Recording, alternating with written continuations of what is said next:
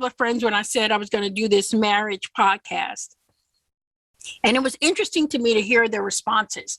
Some women actually started telling me of other women's husbands that they wish they had. And I was like, Whoa. wow.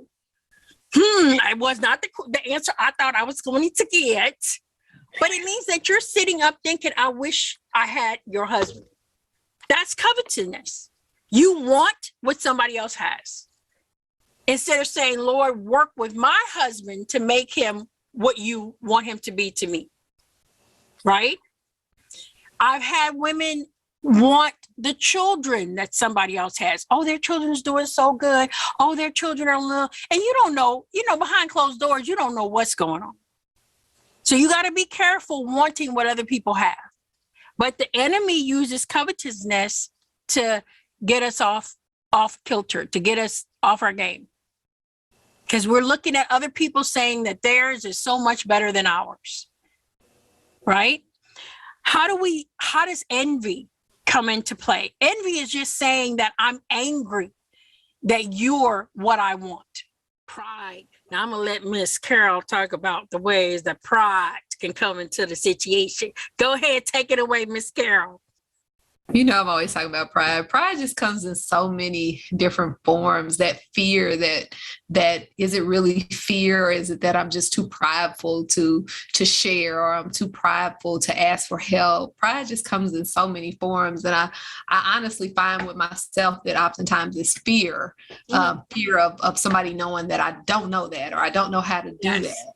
And that's really pride, or that I don't want to share something because I don't want anybody to know this part of my life, or I don't want somebody to know that I failed in this area, which is actually pride. And I'm thankful because God has been really working with me on that, because I'm not helping somebody else if that I don't want to share something about myself where God has delivered me from or brought me through.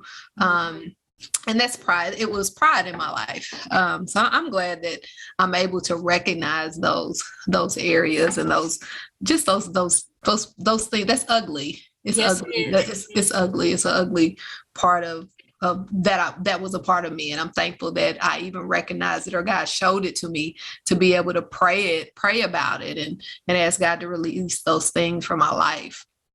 I asked Carol to talk about the pride issue because when I think that we were in the book Fallow Ground, and I think I had met with you guys maybe 4 or 5 times.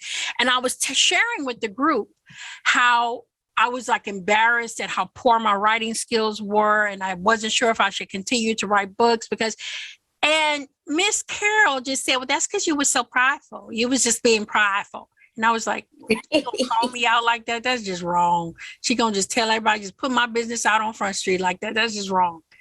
But she was right. Pride causes us not to grow up. Pride causes us not to be real about where we are. Pride causes us to break relationships rather than to say, I'm sorry. So when we're thinking about how, it's easy to say how these 3 words affect non-Christians, but how do these 3 words affect the Christian woman? How does it hinder us in our walk? Well, I think we get so focused on other people in comparison that we're not able to see what God has for us and what God is doing for us.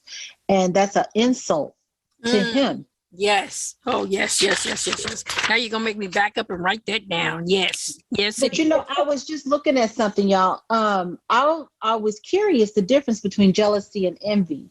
And jealousy is being worried that somebody's going to take what you have. Envy is wanting what someone else has. Actually, envy is being angry that other person has what there's an emotional part, but there's also the part of the difference between the two, wanting what someone else has and being worried that they're going to take what you have. I didn't realize that was jealousy. That was interesting to me.